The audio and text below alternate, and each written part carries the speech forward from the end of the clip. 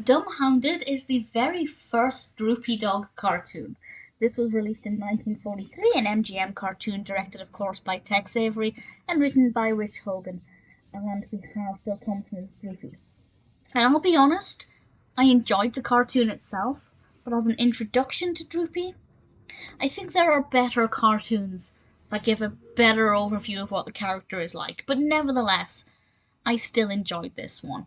And it's a pretty classic setup of a wolf escaping from prison and Droopy hunting him down. This is something that we see frequently with Droopy, and it's something that I really like. Partly because I love how laid back Droopy is, and he just doesn't seem to care. He seems so nonplussed about everything and nonchalant, and even though he's trying to catch this big bad wolf, if you like.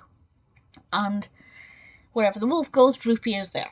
And I won't say if he manages to catch the wolf or how it concludes itself, but it's an interesting concept that I think works pretty well. And the wolf character obviously looks fantastic, and Droopy is much smaller than him, and I think that that is really important. I'm assuming that that was a conscious thing they did. Even when Droopy is on his hind legs, he's still smaller. And I think it's important because it makes him seem not that menacing, but he's much more intelligent and much more quick than this wolf ever could be.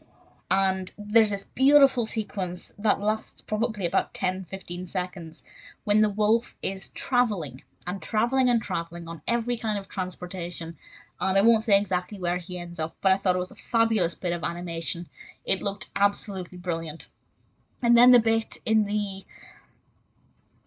cold condition, I won't say any more than that, but when he is in a cold location and something's maybe a bit of a twist, not quite what we would have expected, and that worked very well as well.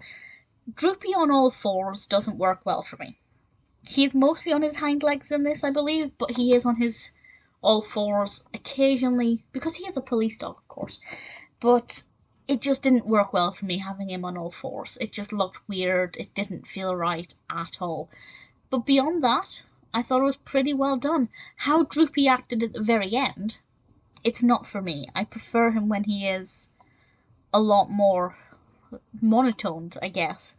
Again, I don't want to say too much. I've already given away too much. If you haven't seen it and you're a fan of Droopy, of course it's worth watching. It's his first cartoon.